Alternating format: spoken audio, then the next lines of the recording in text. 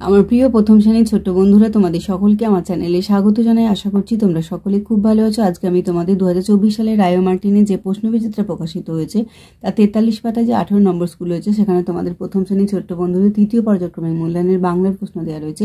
আমি আজকে উত্তরগুলো তোমাদের দেখিয়ে দেবো। ইতিমধ্যে যারা চ্যানেলটিকে সাবস্ক্রাইব করে নিয়েছো তাদের সকলকে অসংখ্য ধন্যবাদ জানাই। আর যারা নতুন দেখছো তারাও চ্যানেলটিকে সাবস্ক্রাইব করে নিয়ে সাথে থেকো। চলো তাহলে শুরু করছি।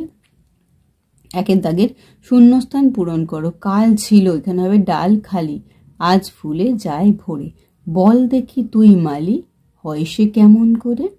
দুইয়ের দাগের দেখো সাজিয়ে লেখো। গান বনে গায় পাখি, পাখি বনে গান গায়, যায় হাতে খাতা মামা, মামা যায় খাতা হাতে, ধরে খালে মাছ বক, খালে বক মাছ ধরে। পরে তিনের দাগেরটা দেখে নাও।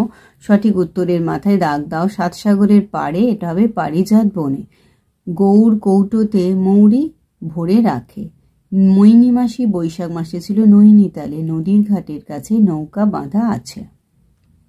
চারের দাগে নিচের প্রশ্নগুলির এক কথায় উত্তর দাও। কয় রবি ঠাকুরের লেখা একটি বইয়ের নাম লেখো। রবি ঠাকুরের লেখা একটি বইয়ের নাম হচ্ছে সহজ পাঠ।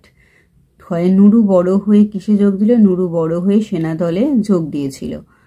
গয়েরটা মধুর ঝাঁকায় কি নিয়ে গলিতে হেঁকে যায়? মধু ঝাঁকায় কি নিয়ে গলিতে হেঁকে যায়? মধু ঝাঁকায় কাঁচা আম নিয়ে হেঁকে যায়। চারের দাগের গাছের চারটি অংশের নাম লেখো। মূল, কাণ্ড, ফুল, পাতা। ছয়টা শব্দার্থ লেখো। দেখো, গগন হবে আকাশ, গৃহ হবে বাড়ি। সাতের বিপরীত শব্দ লেখো। যাওয়া, আসা, সকাল, সন্ধ্যা। আর আটের দাগের বাক্য রচনা করো। নদী, এটা হবে নদীতে নৌকো চলে। ফুল, শরৎকালে শিউলি ফুল ফোটে। এটা দেখো, রিকার দিয়ে দুটি শব্দ লেখো। গৃহ, তৃণ। দশেরটা ঐকার দিয়ে কৈলাস, এটা হবে বৈশাখ।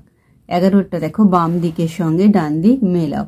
গরম হয়ে যাবে বিকেলে ঝড় আম, শীত হয়ে যাবে গাঁদা ফুল ডালিয়া কমলা লেবু, বর্ষা হয়ে যাবে ধান রোয়া পথ পিছল, আর শরৎ হয়ে যাবে নীল আকাশ সাদা মেঘ। তাহলে আমার প্রিয় প্রথম শ্রেণীর ছোট্ট বন্ধুরা, আজকে তোমাদের আমি 2024 সালে রায়ো মার্টিনে যে প্রশ্নবিচিত্রা প্রকাশিত হয়েছে তা 43 পাতায় যে 18 নম্বর স্কুল হয়েছে, সেখানে তোমাদের প্রথম শ্রেণীর ছোট্ট বন্ধু তৃতীয় পর্যায়ক্রমিক মূল্যায়নের বাংলার প্রশ্ন দেওয়া রয়েছে। আমি তার উত্তরগুলো দেখে দিলাম। আশা করছি সকলেই বুঝতে পেরেছো। ভিডিওটি দেখার জন্য তোমাদের সকলকে অসংখ্য ধন্যবাদ জানাই। ভালো লাগলে লাইক করে কমেন্ট করো, বন্ধুদের মধ্যে শেয়ার করো।